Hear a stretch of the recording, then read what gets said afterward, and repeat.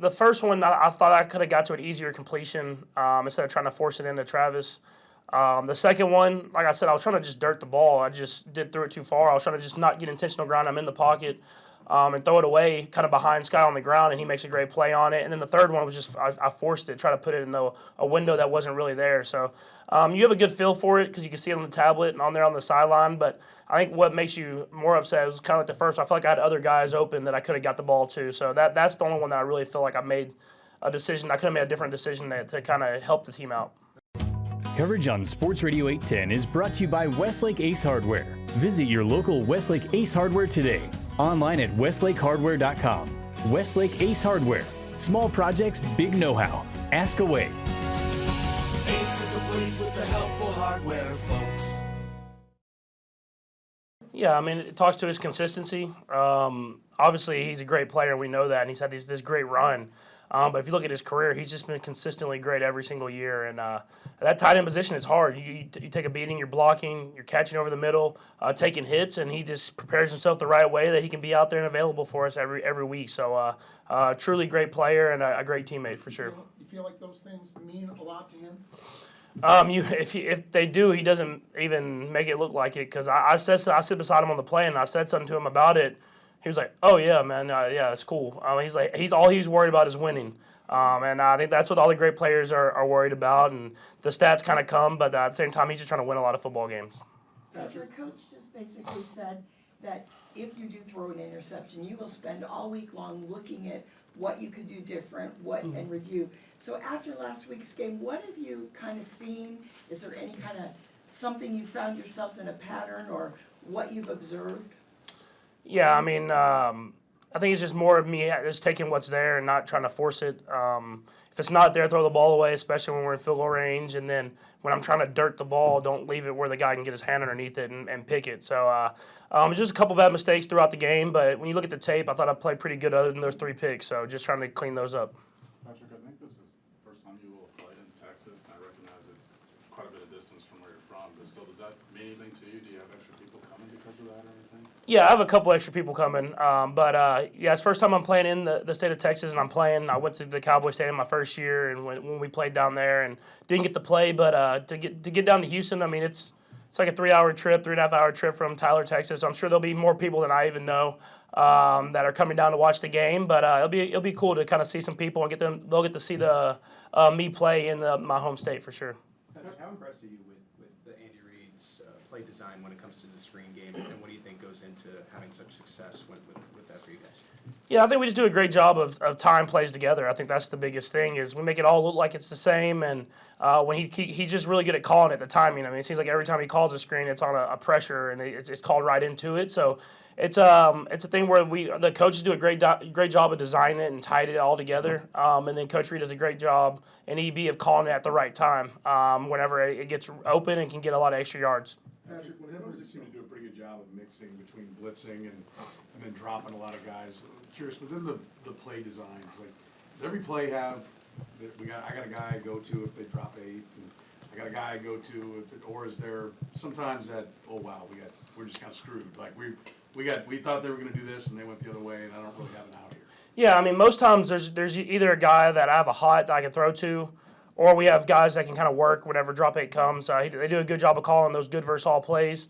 But, I mean, obviously there's some times when you call a game plan-specific play that you want to get a certain coverage or a certain look, and they might do something that was un-game plan, unscouted. And so they got us a couple times throughout the game, but we did a great job of kind of settling in there and getting to those good versus all plays because we knew that they were doing a little bit of different stuff, especially in the late second quarter, early third. And against the blitz, I saw a stat, 13 of 15, 2 touchdowns. I mean, that happens a lot when they blitz you, that the numbers, your numbers against that are really good. You're at the end of the game go, I can't believe they did that this many times.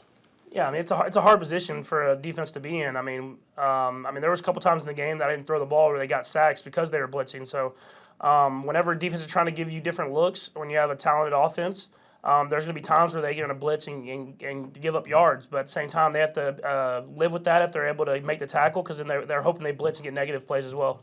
Patrick, when you're in the moment there with everything, you said after the game, trust me, I know when I messed up and you're kind of hot on the sideline. Talk about the process of trying to calm down. You still got more game to go with Andy and EB and everybody on the sideline there, trying to make sure you just make the right adjustments going forward? Yeah, you just kind of have to flush it and keep playing. I mean, obviously, I knew that those 2 turnovers before half were big. Kind of kept them in the game and got the momentum back on their side. But I think you see me on the sideline. I'm talking to the guys. I'm like, we're going to have to score again. We're going to have to put up another touchdown to win this game. And it's about keeping the bigger picture in mind. I mean, obviously, it stinks at that time when you throw an interception, but we're still up in the ball game. We still have to find a way to win the game. So how are we going to do that? And that just kind of hit the move on and keep going. How often is your first read right on that? Like after the game, you pretty much know what you did. When you go back and look at those plays where the interception happened, were you right after the game, or do you see something different when you go back and look at tape? Yeah, I mean, the first one, I thought I could have got to an easier completion instead of trying to force it into Travis. The second one, like I said, I was trying to just dirt the ball. I just threw it too far. I was trying to just not get intentional ground. I'm in the pocket and throw it away kind of behind Sky on the ground, and he makes a great play on it. And then the third one was just I forced it, try to put it in a window that wasn't really there. So you have a good feel for it because you can see it on the tablet and on there on the sideline. But I think what makes you more upset was kind of like the first. I feel like I had other guys open that I could have got the ball to. So that's the only one that I really feel like I made a decision. I could have made a different decision to kind of help the team out. Patrick, on your third touchdown against Denver, everybody's watching you sort of scramble and obviously extend the play, but what jumped out to you, I guess, in the moment in finding Juju, and then if you're looking at it on the tablet or looking at it on film afterwards, what did you think Juju did well there to stay open for you? Yeah, he just stayed alive. I mean, he's kind of a guy who's trying to attract people so he could get Travis open, and obviously they dropped right into where he wanted to throw the football. And so instead of just kind of running off and letting the play in, he just kept working. And you could see it, I think, from the back end zone view of he's moving side to side, just trying to find a way to give me a spot to throw the football. And so he got open. I was able to get him the ball in a big moment. But it's going to take that. I mean, not every play is going to be perfect. We're going to have to be able to make some plays whenever the play call isn't perfect. And so I thought he did a great job of continuing to work and not giving up on it. You never played for Mike Leach, but you kind of did. Yeah. I just want to know what your thoughts on Mike and what kind of influence, I mean, by extension, did he have on you? Yeah, I mean, a huge influence. I mean, the way that I play the sport, I feel like it fits that scheme very well of just finding good space throughout the field. And even though you might not say you have like that Mike Leach coach in the NFL, I feel like a lot of his schemes and type of how to play is kind of infiltrated the NFL. And so obviously he was Coach Kingsbury. That was his coach. I think I was Leach's first quarterback and influenced him to become a coach. I learned from Coach Kingsbury, so I feel like I've learned from Mike Leach himself. So just prayers to his family, man. I mean, obviously a sad deal, but his impact will be known for a long time around the NFL and around college football as well. You ever get to know him at all? I didn't get to meet him, but I mean, I knew a lot of people that knew him. I mean, I've worked a little bit with Graham Harrell, who was obviously played with them and coached with them at Washington State. Obviously, Eric Morris, another offensive coordinator I had at Texas Tech, was there. I mean, there's so many people that I've known that have known him and told the amazing stories I think everybody's heard of the characteristics that he has. But, I mean, he loved football, and he made a huge impact on the game. Did you run a similar thing in high school? I mean, everyone in Texas runs some sort of a spread. Some of that went to Tech, and some of it came from Tech to everywhere. Were you running that the whole time you were in high school? Yeah, I ran the exact same offense. My coach in high school went to Texas Tech, so he kind of had that same style of offense. I went on visits there, and I was trying to learn what they were doing to add it into our offense. And so it's a great offense to run, especially when you want to score points. And I wanted to score a lot in high school.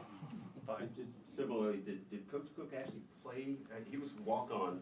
Yeah. At Tech. Did he actually play for Cliff? I would assume so. Just I don't even know honestly off the top of my head, but I would assume so that he was under that same coaching staff. But if you look at that coaching staff and the players that they had, I mean, there's coaches all around college football that are in that now in the NFL as well. And so, like I said, he made a tremendous impact on the game of football itself.